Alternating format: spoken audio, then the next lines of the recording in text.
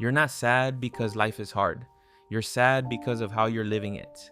Let me guess your day right now. You get home from work or school, then you throw the bag away, and the first thing you do is pull out your phone and start scrolling, telling yourself you'd rest for just 10 minutes. Next thing you know, you're deep in a common argument you don't even care about. Then you keep scrolling. Then you look up and it's pitch black outside. You check the time and it's been 2 hours. You spend 2 hours switching from Instagram to TikTok to YouTube.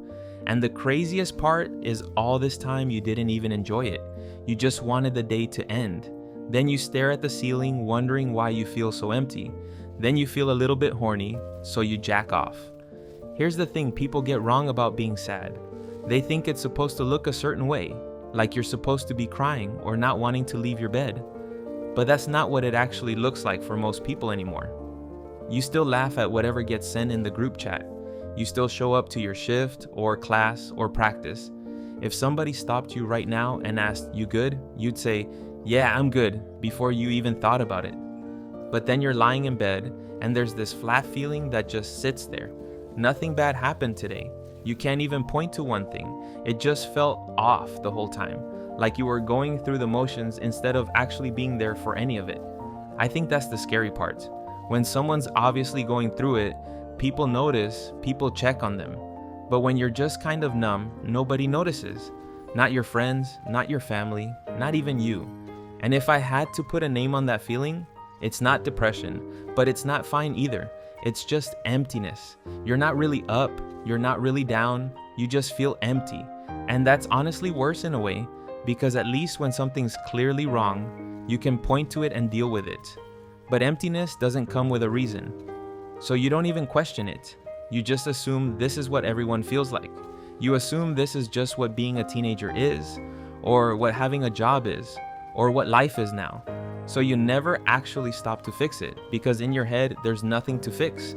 You're not in crisis, you're just quietly running on emptiness every single day.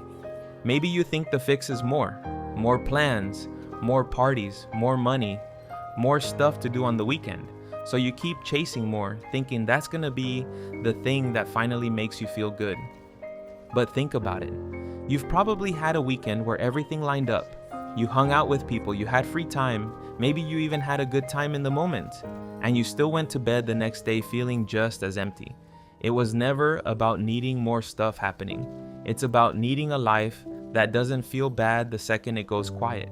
So let's actually break down why you're tired all the time. It's probably not what you think. You tell yourself you're tired from school or tired from work, but really, your brain never even got to rest. All night, your mind was bouncing between 15 different things, one video, then a text, then another app, then back to the first one. So when you are doing something, instead of doing it all the way through, you end up doing like 12 different things halfway. You open an app, close it, open a different one, check a notification that wasn't even for you in the first place. Even the fun stuff stopped being fun. You buy a game you were actually hyped for, one you were counting down for, and 2 days later, you're already bored of it, already back on your phone instead. You're sitting in the same room as your friends, actually together, and half of them are still on their phone the entire time. Nobody's really there even though everybody's there.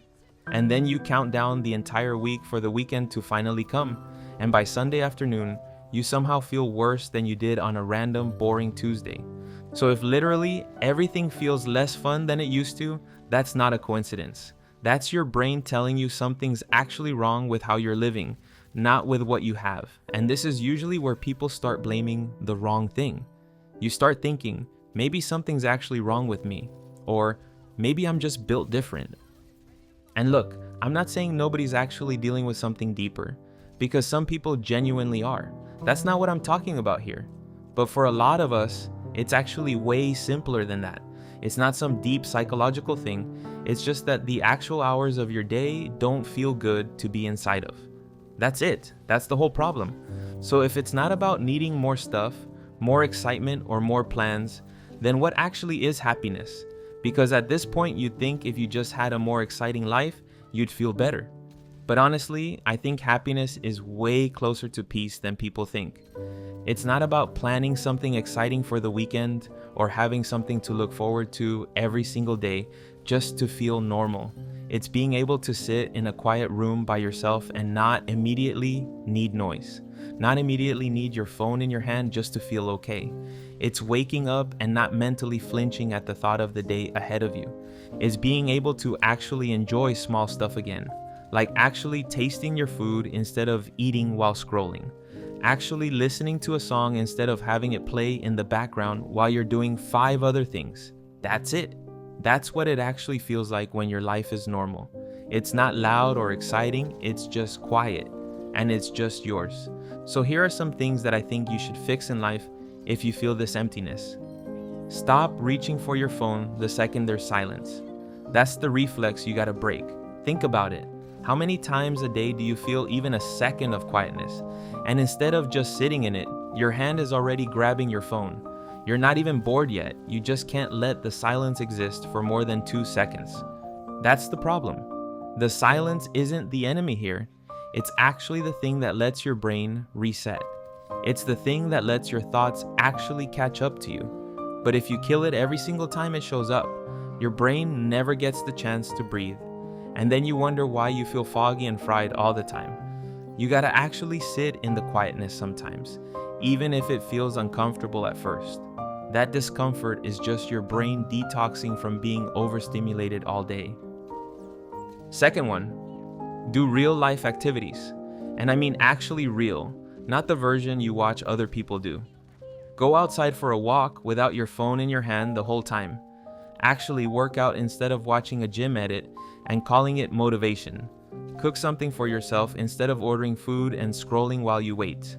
See your friend in person instead of just texting back and forth for an hour saying basically nothing. Pick up a hobby you actually do with your hands, drawing, building something, playing an instrument, whatever it is. Something that exists whether you post it or not.